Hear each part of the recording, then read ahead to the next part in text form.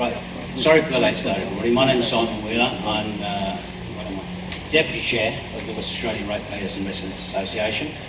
Thank you all for coming down tonight. I know it's hot, sticky and nasty, but someone has to do it. WARRA is, I don't know if you all know what WARRA is. WARRA is the West Australian Ratepayers and Residents Association.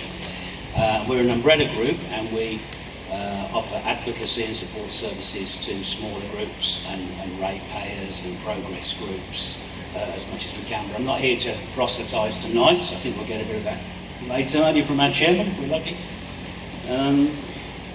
So, we're here tonight to talk about West Australian planning system. Is it broken and can it be fixed?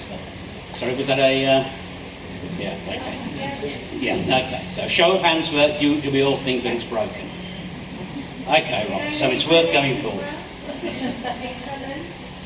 Okay. To start out, we want to highlight what the problems are. The problems actually exist.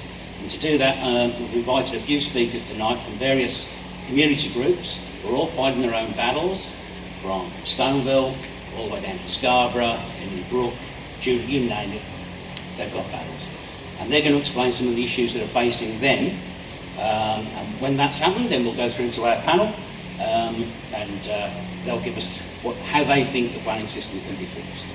So, first of all, if I could ask Elizabeth Ree, who's going to talk to us about Ocean Reef.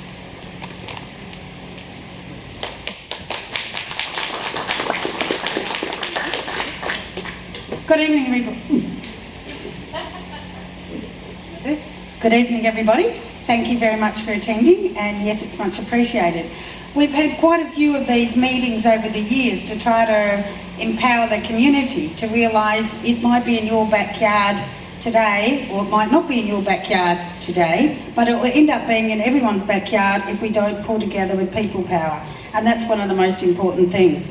With the issue regarding Ocean Reef, the 2009 plan that was actually people consulted with, it was a smaller development, it was coffee shops, it was bigger marina. However, it did not include 1,000 houses, it did not include 22,000 hectares and millions of trees, birds, abalone all disappearing. That wasn't on the original plan. And that's what I think's upset most people, is that the original plan that people were consulted with and that they agreed to is nothing like what's happened now. And I think that's the whole point that people have got to think about when we're doing things and we're actually, the local government asks for consultation, or the state government, you actually got to follow through what happens to that plan and stay on their case. Because we asked in Parliament, and thanks very much to Charles Smith from the West Australia Party, asking in Parliament about the business plan for the marina, it actually came to council a couple of weeks ago, of which there was no business plan. So that's actually come forward, and one of the issues there is 2 blocks of land are being sold for $1. The City of Joondalup ratepayers are selling 2 blocks of land for $1 to Development WA to build houses, build things on that site, ruin Aboriginal sites, ruin the flora and fauna, ruin the vicarious living of the people that live near there, and all of that for $1. And the report, if you want to read it on the City of Joondalup website, actually clearly says that they don't think they'll make a profit. They don't think the ratepayers will get any money out of it for years to come. We don't have to be blind Freddy to know that one.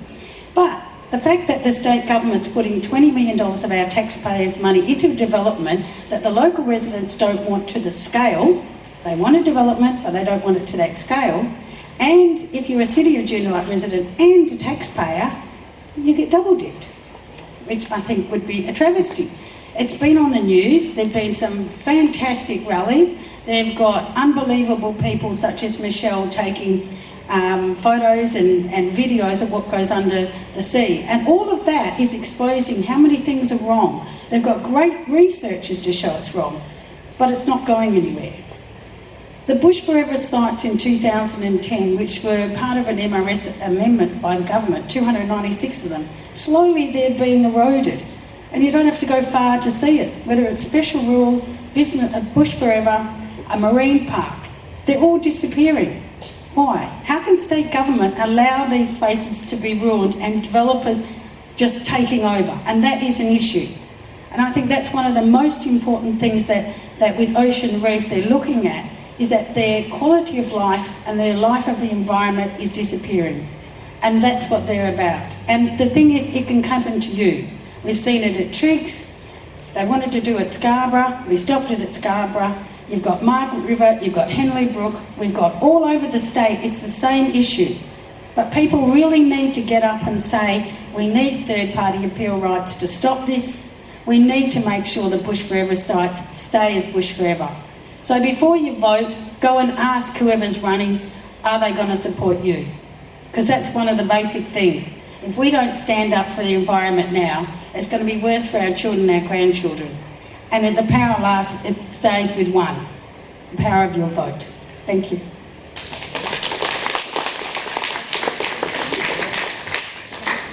Was you less than 2 minutes, Liz? You're never less than 2 minutes. It doesn't work that way. I tried. Right.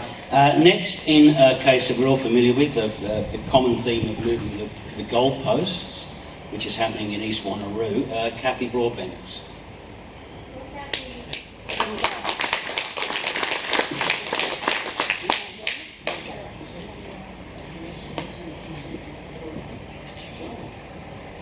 Hello everybody, I'm representing the Nangara Residents Action Group.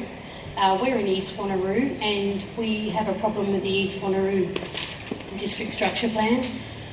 We've been fighting this for 9 or 10 years now, and in all of the documentation printed by the Planning Commission and all the meetings that we've had, they've told us that we would be urbanised in 2051.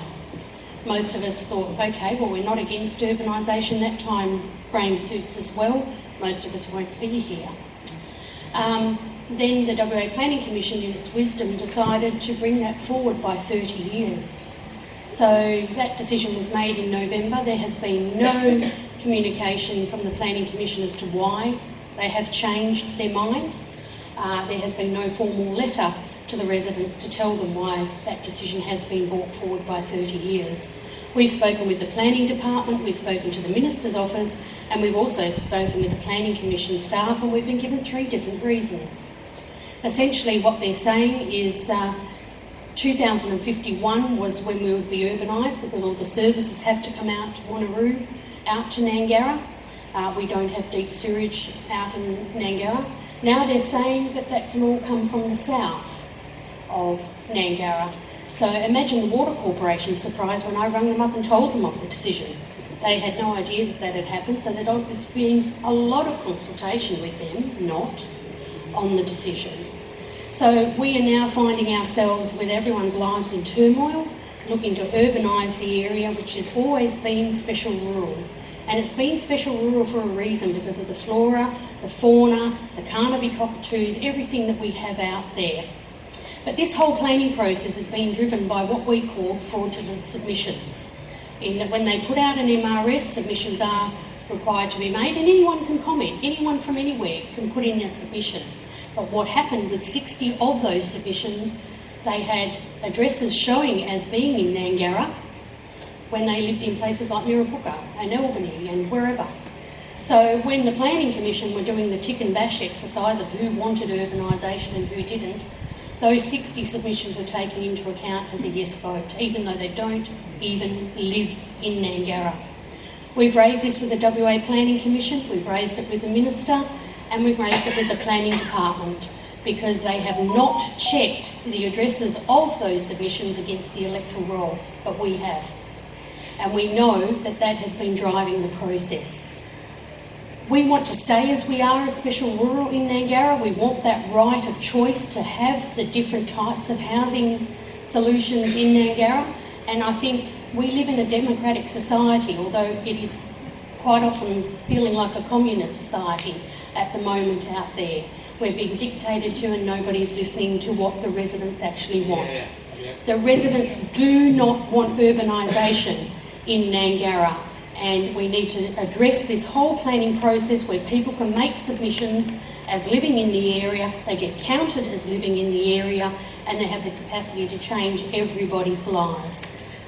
So that's what we've been fighting for 10 years for. We still have to keep fighting as we go through this MRS process and the paper warfare of submissions.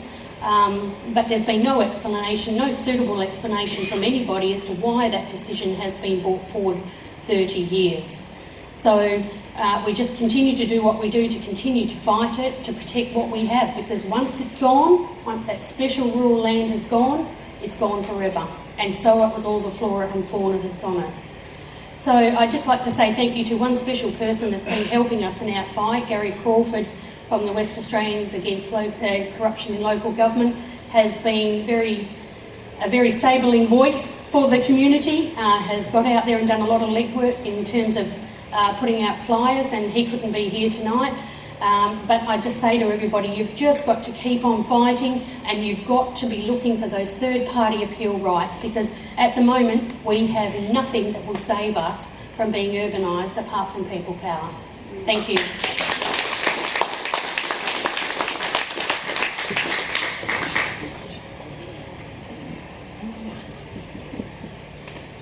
Thank you. Right.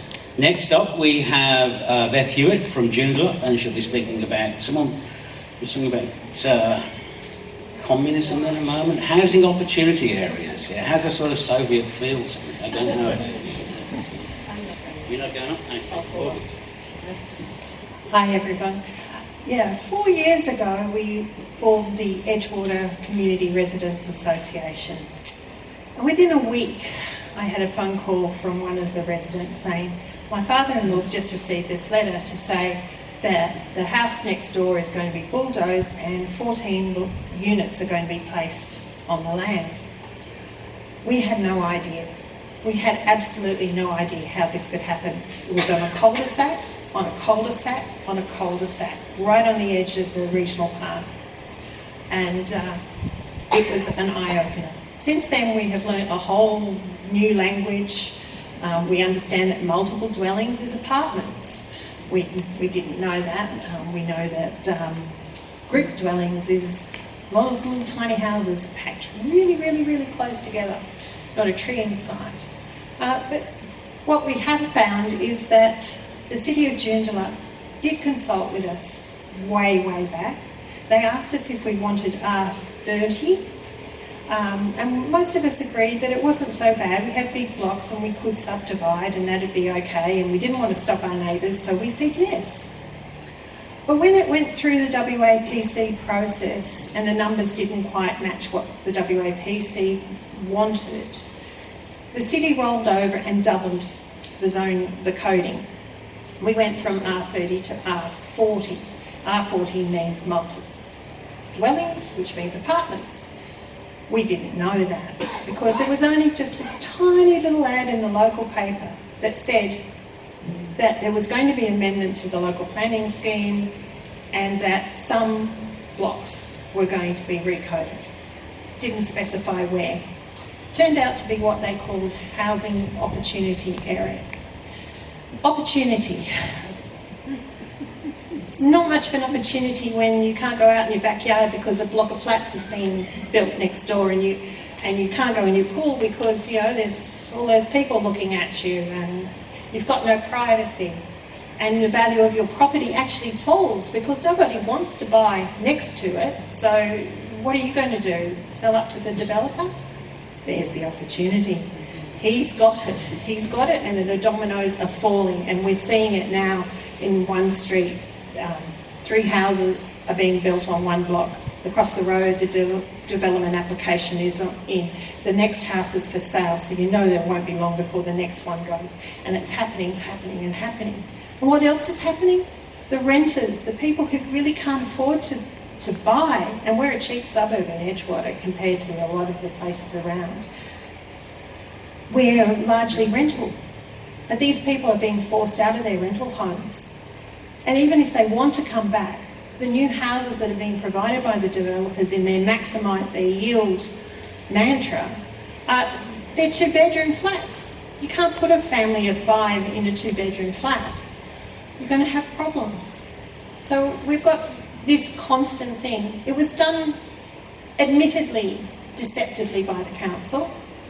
They say they had numbers to reach and they had to do it.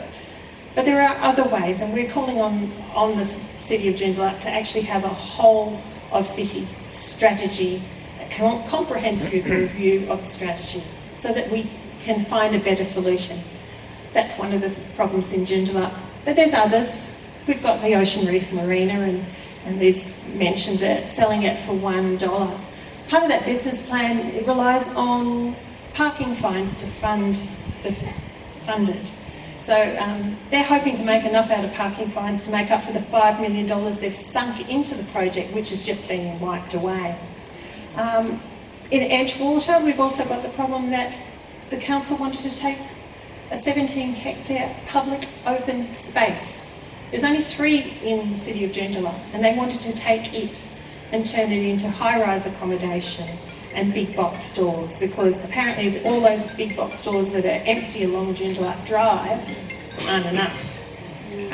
And then there's other issues where they changed the coding. The poor people up in Naluka suddenly found that instead of in their brand new blocks of land where they've done their due diligence and looked and said, oh, well, I'll buy that because that's going to be all houses similar to mine around it, that they've got a block of flats next door, or a shopping centre, or even a tavern, which wasn't even allowed a permissible land use. But that didn't matter, just build it and we'll change it. We've got to have a right to appeal these decisions. We've got to have someone in our corner, because it's happening everywhere. And I've heard of Glen Iris, people buying on the golf course there, and suddenly their golf course is removed. They've designed their homes to take advantage of the views. They've paid the premium to do so. And it's just been taken from them. Watch out in Joondalup, because they're recoding up there in the golf course at the moment. It can happen. So thank you, everyone, and I really hope that one of the ideas, the Ombudsman and party rights, comes to fruition, because we really need it. Thank you. Thank you very much, Beth. Are you beginning to see a pattern yet? Anybody there? We're going to continue on regardless, and I'd like now to speak Lynne Noack from Karrinyup Residents for Responsible Developments.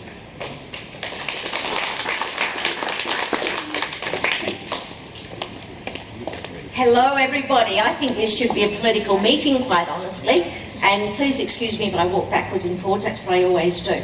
I wanted to start tonight with a quote, and you may all know this quote, but I guarantee you don't know who it really came from, and that is, never complain, never explain. And it came from? Wrong. It came from Disraeli, Prime Minister of England in the 1850s. I personally think we all need to complain and the developers need to explain. So I think we all need to take that little mantra and claim it back from the Queen. I'd now like to get on to what's really happening in Karrinyup. And we're being taken for fools, basically. Back in 2015, we all agreed Karrinyup shops had to be revamped, rebuilt. It was. The plan came through. The plan was quite good. We all agreed building a shopping centre back in 1973 made it a bit tiresome and old. It needed something, a bit of spice. So they thought they'd make it into WA's biggest shopping centre. And I thought, oh, gee, I hate shopping at the best of times, let alone having the biggest shopping centre across the road from me. But that was okay. We thought, we need it, we'll go with it.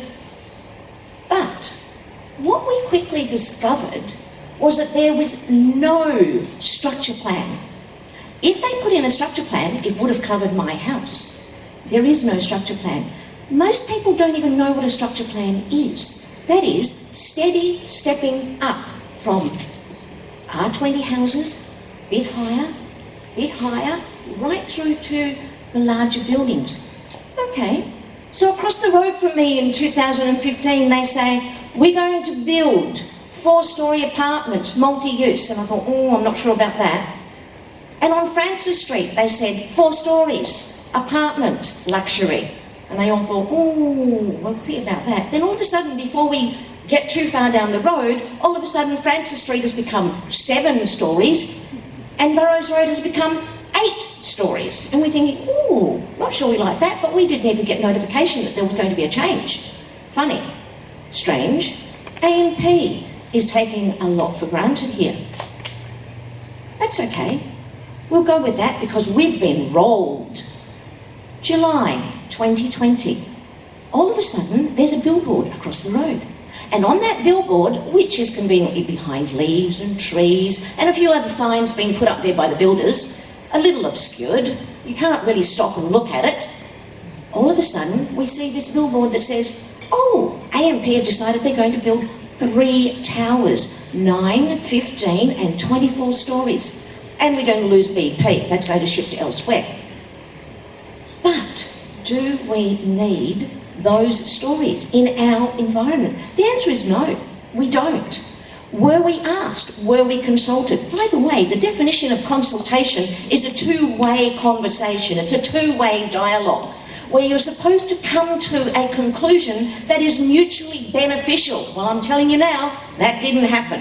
I didn't get an email, I didn't get a letter, I didn't get a mailbox drop. I didn't get a phone call, I didn't get invited to any meetings. I got diddly squat. That's a very technical word, I know. But people then start to talk.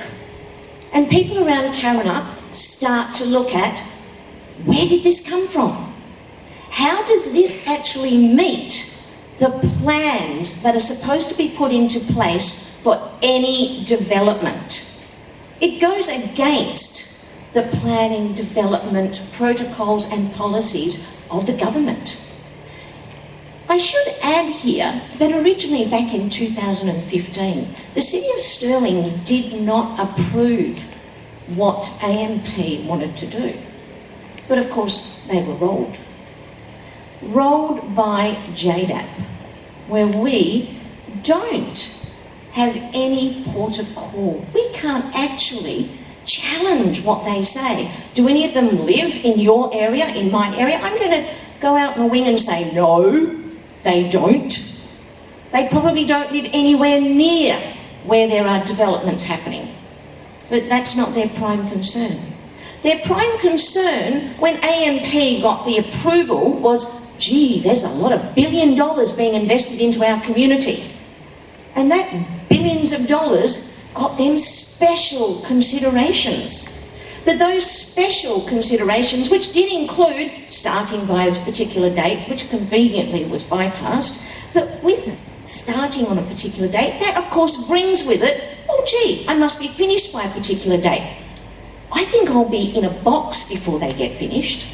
I'm not sure. But the delays have been considerable, which means the ongoing development and now the excessive development of the high-rise is going to take a long time, if it all goes through. Let's be honest. We're just small voices, and the government don't really listen to us a great deal. But I got onto the radio back on the 27th of January. I like talking. And I actually had a conversation on the radio with Tanya Steinbeck.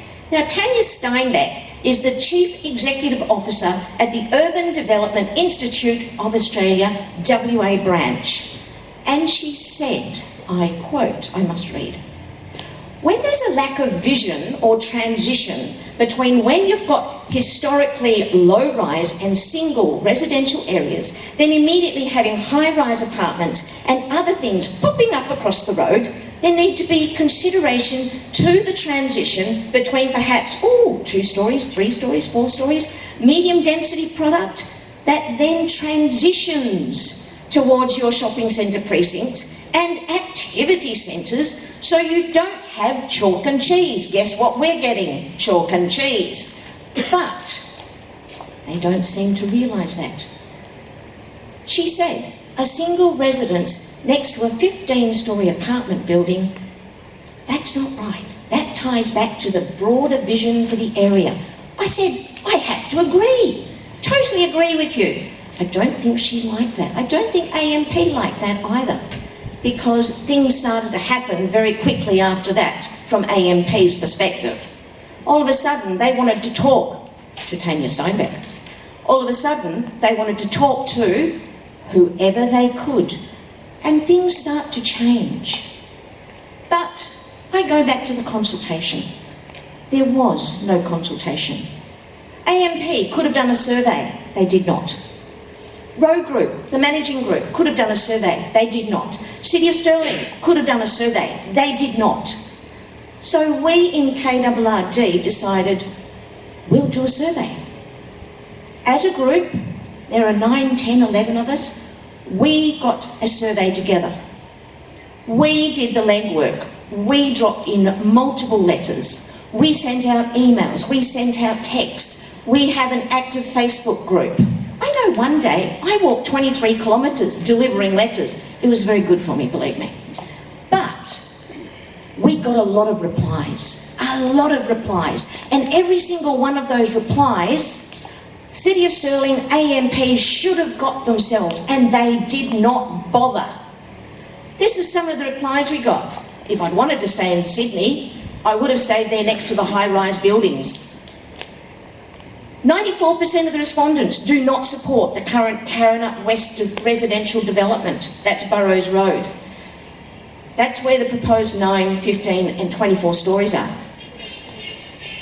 89% of respondents have concerns over height and scale, 57% about overshadowing, 60% over concerns of privacy, 66% about the lack of planning controls, 57% about the lack of transition zones and built form. 63% of the people said they chose to live in Karrinyup because of the low-rise, low-density